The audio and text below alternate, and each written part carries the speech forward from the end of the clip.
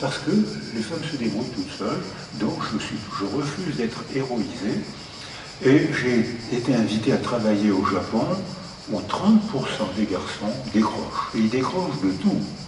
Ils décrochent de la sexualité, parce que la sexualité, c'est quand même un engagement. Hein. On a beau dire, hein, c'est un engagement.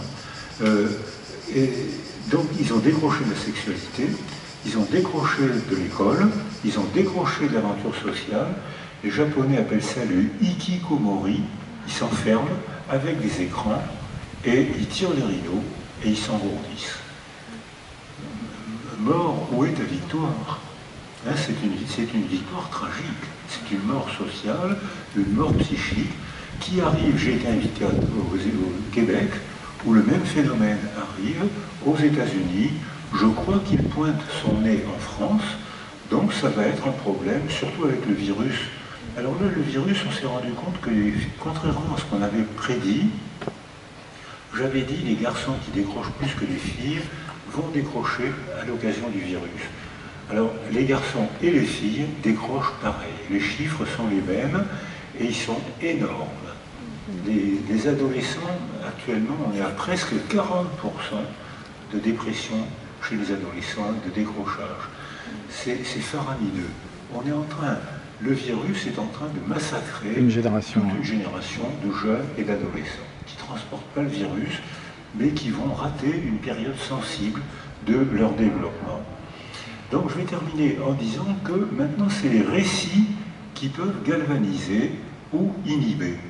Et là on a de plusieurs langages culturels, récits collectifs.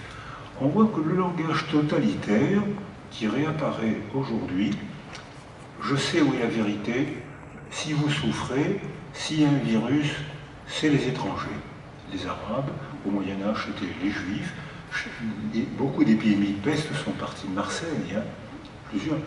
La peste de 1348 qui est partie de la route de la soie à Marseille parce que les commerçants n'ont pas voulu se confiner, comme les gens qui refusent de se vacciner actuellement transportent le virus. Et là, 1348, les commerçants ont sorti les ballots de soie la nuit pour gagner un peu d'argent. 2 ans après, un Européen sur 2 était mort parce qu'on n'avait pas compris qu'il fallait confiner.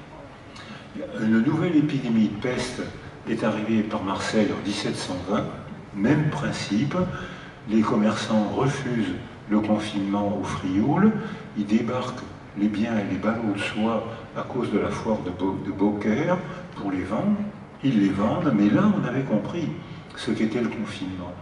Et à Nice, le duc de Savoie, parce que Nice n'était pas une ville française, le duc de Savoie encercle Nice avec l'armée qui tire sur les Niçois qui cherchent à s'enfuir, et l'armée française tire sur les Marseillais qui cherchent à s'enfuir, et les tue, les abat. Et les beaux murs d'Avignon qu'on voit encore aujourd'hui, c'était pour empêcher les Marseillais d'entrer à Avignon. Donc là, ce confinement d'une violence extrême, effectivement, il n'y a eu que 100 à 150 000 morts en Provence et au Languedoc, alors que quand la peste de 1348, c'était un Européen sur 2. Et alors ce qu'on voit apparaître aujourd'hui, c'est un discours totalitaire. Je sais d'où vient le mal, votez pour moi, j'ai la certitude.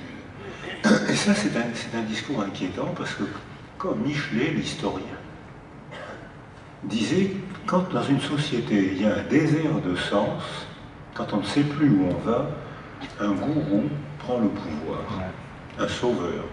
Et c'est arrivé, beaucoup de dictateurs, et encore aujourd'hui on voit, un très grand nombre de dictateurs ont été élus démocratiquement.